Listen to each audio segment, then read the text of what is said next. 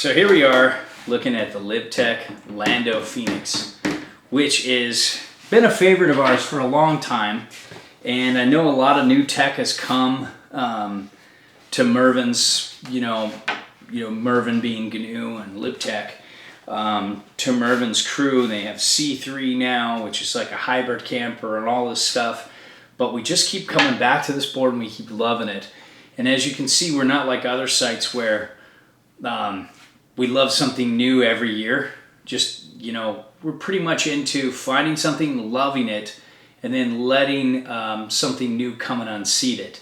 And I just haven't found anything yet in the all mountain range to really just kind of bump this off our favorites list. And it's not for everybody, but it's a really fun board. It's like borders between aggressive because it's got a pretty stiff flex, but it's got this kind of looser feel in harder snow.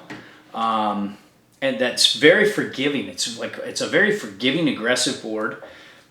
It's got these little org throttles, as you can see. I don't know if you can, but yeah, there you go.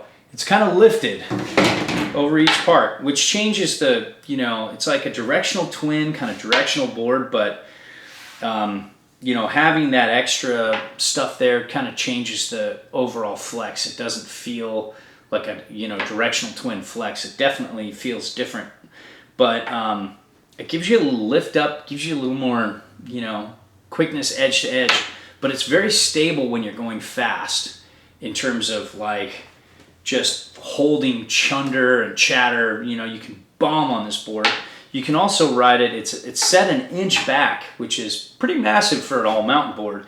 So it becomes like a borderline dedicated powder board if you set it all the way back, because you've got so much nose up floating over the snow, and you can really surf it.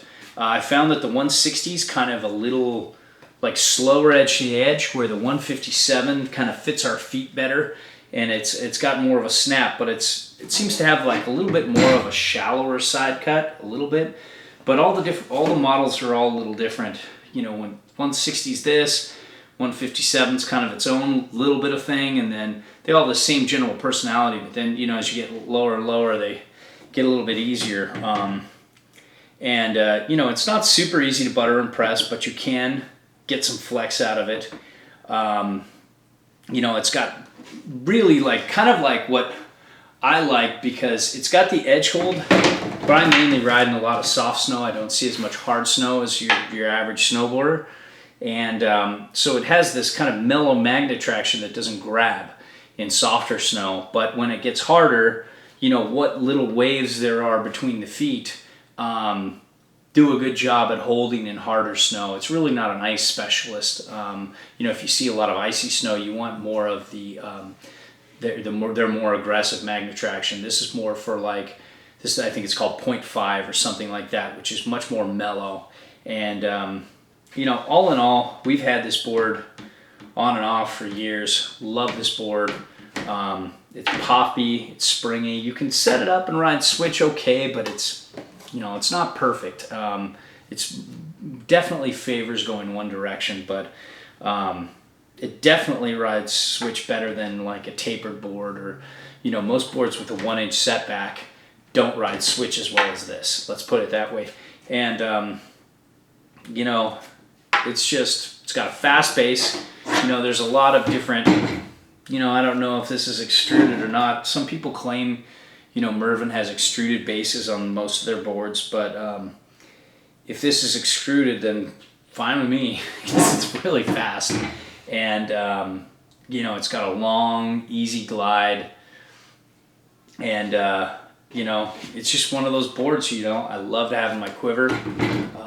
LibTech Lando Phoenix. Lando's an amazing rider, but if you're like me and you're not amazing, but you love to ride, this still makes your day a lot better, and it's a confidence booster riding around the mountain.